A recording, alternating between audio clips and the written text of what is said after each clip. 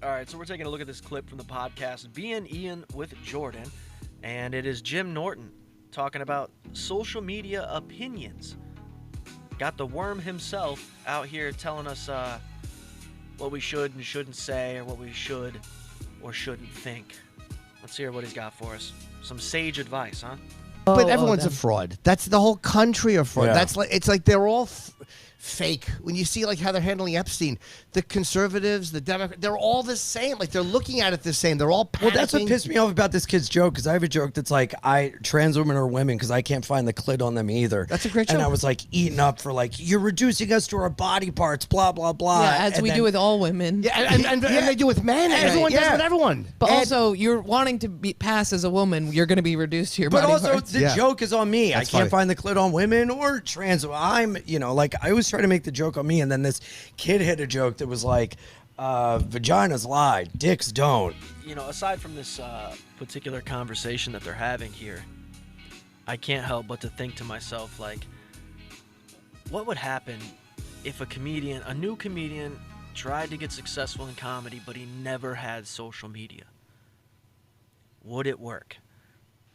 Because realistically, what everybody's trying to do is live out some sort of Dane Cook fantasy where everybody online is just going to be positive and hopeful to see you in their town. And that's not what it is, man. You got a lot of angry people that had to go somewhere after the Opie and Anthony Reddit disappeared, and they don't care to talk about Brendan Schaub, right?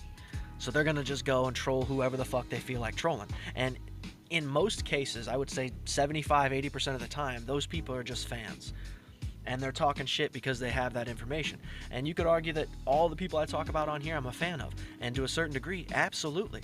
I wouldn't argue that. I watch Kill Tony every single week. 100%.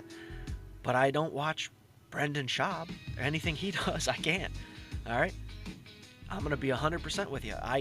That's why I give all the props in the world to Podcast Cringe or Podcast Mothership, whatever, Unique. These guys sitting through that shit for real is incredible work. They deserve all the money. Let's hear some more, though. I knew I made her come because she shot everywhere, and all these people were like lauding them. It's like, this isn't inclusive, blah, blah. And I'm like, Yeah. what the? It's all fake. It doesn't help that the last thing they saw you do on Twitter was like attack a teen or something and be like, What? Because you go after people on Twitter. Oh, I have a hair trigger. have a That's why hair I'm off trigger. Twitter. Yeah. I'm off Twitter. I feel so much better. Yeah, that's good. But yeah, and also I'll double down when those people go after me. Yeah. I'll like really double down. And then later, like, someone will send me a thing that's like, one time I corrected him and he said, okay, dude, got it. I'm not a dude. And I was like, Yeah. Yeah. Yeah, there's no. I very rarely respond. I did actually today, a clip when I wasn't even angry when I responded, but a clip on Jay Moore's showing up, where I was just talking about Nikki, and I was saying that like the people who have been nicest to me have been the conservatives. It is what it is. Wow. And like the people at Fox have all been congratulatory and very kind. And again, I understand what conservatives feel. I'm sure, but this one guy's like, it's funny how the Fox people want to ruin your life and you're thanking them, and it's like, no, dummy, I'm just relaying the experience. I have to wonder, man. Something inside of me tells me that when it comes to Jim and his wife, and when she first came over here or whatever, I'm glad they're happy. Do what you want. But it's hard to believe that they didn't try to sell a TV show. Because as soon as she came over, within 2 months, obviously it was the pandemic type of shit, but at a certain point they started a podcast, they were doing vlogs, all this shit.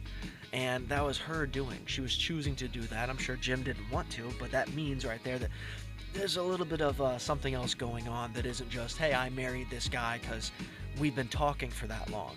You know what I mean? Like, I don't know. It is what it is, like I said, but at the end of the day, I can't help but to believe they didn't try to sell some sort of TV show or get a Sirius XM radio show so Jim can keep his job, or I don't know.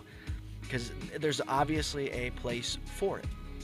You got this big name comedian who's married to a obviously foreign woman who's transitioned or whatever, and you're like, well, there's something here, we could sell something. And if that's what she came over believing, then she's not in it for the right reason. obviously. Poor Jim.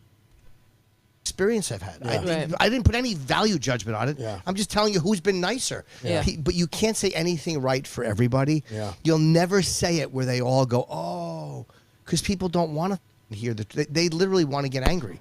They want to be upset. So Yeah. you can. Well, that's the exact Dane Cook thing that I believe they're trying to live out. Because Dane Cook, in his social media heyday, it was all love. I have to imagine. I mean, I wasn't a part of it, but I have to imagine it was all love. He was talking directly to fans. And that's what everybody's doing today. But some of them have a weird way of existing in the relationship, right? Like, everybody's got that uncle that's kind of a dickhead, but he's still like your uncle. That's these guys, right? And I have a theory that most internet trolling started with WWE signs. Like, if you watch any WWE in the 90s and 2000s, people were trolling with their signs. And that was before the internet, right? So, I mean, those people transition. Why do you think they get called neckbeards so often? Because that's the wrestling crowd, bro. You're never going to say it right. Yeah. I was talking to Birbiglia about this, and he had a good point where it's like, because there's so many comedians. Why couldn't you just say I was talking to a friend? I mean, I get it that Birbiglia has a specific perspective because he's a comedian, but it's like, name dropping, bro. It's so lame. And nobody was like, hey, oh, Birbiglia, like, to mock her even a little bit? It's Comedy 101. I think it's gotten way where it used to be like a comedian says something, you're like, well, that's a funny clown. They can say whatever they want. But now there's so many of them that my theory is you pick a Pokemon and you're like. Now, Jordan is going back on something that I have said first starting this channel, starting these reactions, was they should all wear clown makeup, dude. Why aren't all comedians wearing clown makeup? It'll just make everything you say land that much softer, right? They're not going to take Andrew Schultz serious. They're not going to take Tim Dillon serious if he's got clown makeup on. Everything he's saying is a joke, dude. He loved being in that Joker movie. Either way, guys, you like this clip, whatever, hit the like, hit the subscribe, and we'll see ya.